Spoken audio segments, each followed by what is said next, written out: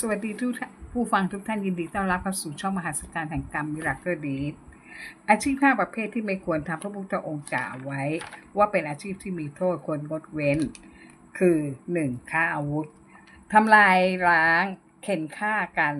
ทำให้โลกขาดสันติสุขทำให้เกิดความสูญเสียตามมาในภายหลังถึงไม่ได้ทำสงครามก็มีการใช้ในการเข็นฆ่ากันเช่นปืนระเบิดอาวุธเคมีและอื่นๆ 2. ค้ามนุษย์การค้าขายทาสในบางประเทศปัจจุบันเป็นในรูปแบบค้ามนุษย์ค้าประเวณี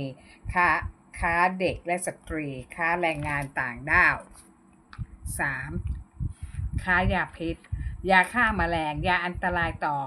ชีวิตของสัตว์คนและสิ่งแวดล้อม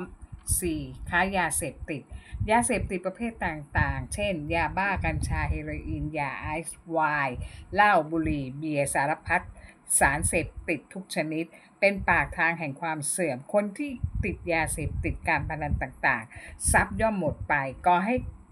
ทะเลาะวิวาทเป็นบ่อกเกิดแห่งโลกเสียเกียรติเสียชื่อเสียงทำให้ไม่รู้จักอายและบั่นทอนสติปัญญา 5. ค้าสัตว์เลี้ยงสัตว์เพื่อนำไปฆ่าเป็นอาหารเป็นการส่งเสริมให้เกิดการฆ่าอีกอย่างเอาชีวิตเลือดเนื้อของเขามาหล่อเลี้ยงชีวิตของตัวเราการทำอาชีพที่พระพุทธเจ้าทรงห้ามก็เหมือนกับมีทุกข์เป็นเงาตามตัวเข้าทำนองอิ่มท้องแต่พร่องทางใจคือยิ่งรวยได้ทรัพย์มามากเท่าไหร่บาปกรรมก็ยิ่งเพิ่มทวีคูณมากขึ้นเท่านั้นคุณความดีในตัวเองก็จะลดลงไปทุกทีแต่หากเราทำอาชีพที่ถูกต้องแม้ไม่รวยมากแต่ก็รวยความดีจะทำให้หลับเป็นสุขตื่นเป็นสุของค์อาจไม่ต้องหวาดระแวงใครเพราะทำงานที่เป็นประโยชน์ต่อตนเองและประโยชน์ต่อโลกเรื่องที่ 1ครอบครัวยากจนอยู่ในแหล่งสลัมเป็นครอบครัวใหญ่มีคนอยู่รวมกัน10 คนพ่อแม่ยอมลำบากในการเลี้ยงลูกในสมัย50-60 ปีก่อนไม่รู้จักคุมกำเนิดปล่อยธรรมชาติจึงทำให้มีลูกมากเรียกว่าพ่อทำงานคนเดียวหาไม่พอให้ลูกกินข้าว3 มื้อไม่ต้องพูดถึงเรื่องค่าใช้จ่ายอื่นๆแค่เรื่องอาหารกิน3 มื้อก็แย่แล้วดังนั้นคนเราพอยากจนมากๆเข้าอีกทั้งไม่มีความรู้อะไรมีแต่ขายแรงงานเลี้ยงชีพไปวันๆแต่10 ปากรอกินข้าวอยู่จะทำอย่างไรดีสุดท้ายพ่อก็เริ่มเข้าสู่เส้นทางสายดำผิดกฎหมายโดยเริ่มเข้าสู่วงการค้ายาเสพติดยาบ้าโดยพ่อพาลูกๆสลับกันไปส่งยาให้ลูกค้าบังหน้าเพื่อไม่ให้ใครสงสัยพอทำไปนานๆลูกๆก็ซึมซับพฤติกรรมในการหาเงินแบบง่ายๆได้เงินมากๆทำให้ชีวิตครอบครัวค่อยๆดีขึ้นจนสามารถมีเงินซื้อบ้านซื้อรถและสิ่งอำนวยความสะดวกต่างๆและเป็นคนในครอบครัวก็เริ่มวางมาตรของคนมีเงินคุยโอ้อวดมีเงินสามารถใช้จ่ายฟุ่มเฟือยได้แต่พอลูกๆเริ่มโตขึ้นเป็นสาวเป็นวัยรุ่นทุกคนหนีไม่พ้นเส้นทางบาปตามรอยของพ่อและผลกรรมนั้นก็สนองโดยเร็ว 1. พ่อถูกจับเข้าคุกบ่อยๆสุดท้ายก็ตายในคุก 2. ลูกชายก็ติดยาและเป็นนักเลงก็เข้าออกคุกบ่อยๆโดยเริ่มจากค้ายาบ้าถูกผู้เดียวกันหักหลังถูกทำร้ายพิการบ้างสุดท้ายก็ตายในคุกเหมือนพ่อของเขา 2. ลูกสาวบางคนเป็นโสเภณีขายตัวบางคนติดโรคตายบางคนเป็นโรคท้องมารตายบางคนอุบัติเหตุตายโหงเรียกว่าทั้งครอบครัวสุดท้ายก็หายนะยากจนเหมือนเดิมเพราะเดินเส้นทางผิดสุดท้ายอายชาวบ้านจนต้องย้ายบ้านหนีไปอยู่ถิ่นอื่น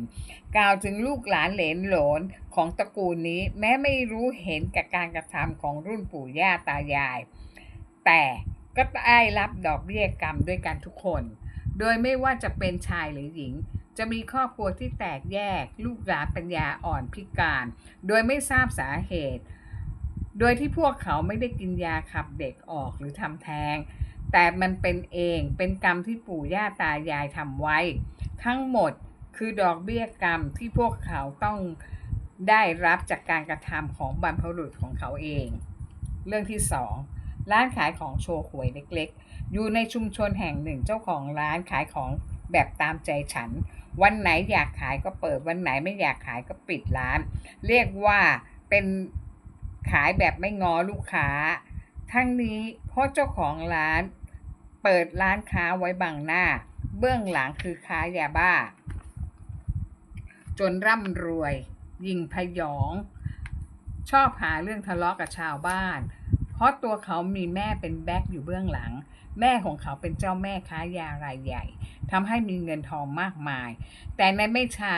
ก็ต้องสูญสลายหมดไปเพราะแม่ติดคุกตลอดชีวิตและไปตายในคุกมาดูครอบครัวของเขามีภรรยา1 คนลูกชายเป็นกระเทยลูกสาวเป็นทอมต่างแยกย้ายออกจากบ้านของตัวเองไปอยู่กับคู่ขาของตนส่วนตัวภรรยาของเขาทนสามีเวลาเมาชอบใช้กำลังตบตีไม่ไหวจึงหนีไปอยู่กับชายชู้หายสาบสูญไปเลยตัวเขาเองพอไม่มีแม่เป็นแบ็คอยู่เบื้องหลังก็ไม่สามารถทำอะไรได้ไม่ต่างอะไรกับสุนัขขี้เลื้อนเพราะความประพฤติของตัวเขาเองตัวเขามาขับวินมอเตอร์ไซค์ รับจ้างแถมเนื้อตัวของเขาเป็นแผลเน่าทั้งตัวรักษาไม่หายตัวเองต้องไปขับวินซอยอื่นเพราะซอยเดียวกันไม่มีใครยอมขึ้นรถของเขากลัวติดโรคผิวหนังของเขาและตัวเขาไม่มีเพื่อนบ้านคนไหนคบด้วยเรื่องที่3พยาบาลวัยกลางคนเป็นแม่เลี้ยงเดี่ยวเนื่องจากสามีตายจากอุบัติเหตุเธอทำงานหนักเลี้ยงลูกสาวคนเดียวลูกสาวก็เชื่อฟังเธออยู่ในกรอบระเบียบวินัย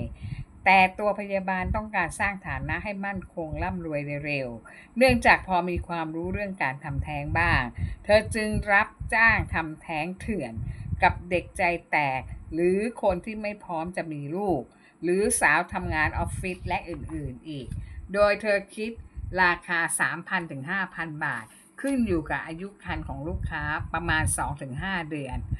จนเธอมีคลินิกเถื่อนอยู่แห่งหนึ่งแต่เรื่องทั้งหมดลูกสาวไม่เคยรู้เรื่องเลยรู้แต่ว่าแม่ทำงานเป็นนางพยาบาลดังนั้นตัวแม่แอ้เธอทำแท้งฆ่าเด็กไม่รู้จำนวนมากแค่ไหน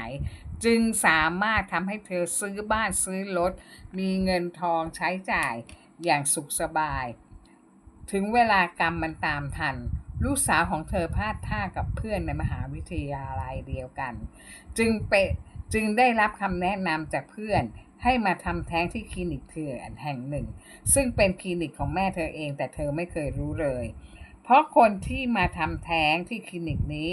ต้องใส่หน้ากากไม่ให้เห็นหน้ากันไม่รู้จักกันพอถึงเวลาแม่เธอก็เข้ามาทำแท้งให้ลูกสาวของตัวเองโดยแม่ไม่รู้ว่าได้ทำแท้งให้กับลูกสาวของตัวเองแต่เป็นข่าวเพราะลูกสาวเธอบอบบางตกเลือดมากจึงต้องรีบนำส่งโรงพยาบาลเรื่องจึงแตกเพราะเธอเห็นหน้าของนักศึกษาที่มาทำแท้งคือลูกสาวของตัวเองเธอตกใจแทบเสียสติเธอร้องไห้แบบบ้าคลั่งที่ทำร้ายลูกสาวของตัวเองจนเกือบตายแต่เหตุการณ์ครั้งนั้นเป็นสาเหตุให้ลูกสาวของเธอไม่สามารถมีลูกได้อีกเลยเงินทุกคนอยากได้ทุกคนอยากรวยมีฐานะที่มั่นคงกันทุกคนแต่ต้องได้เงินมาโดยสุจริตในวิถีที่ถูกต้องไม่ใช่ได้เงินมาจากเงินบาปในรูปแบบต่างๆเพราะเมื่อได้มาแล้วก็รักษาได้ไม่นานมีเหตุให้ต้องสูญเสียหมดไป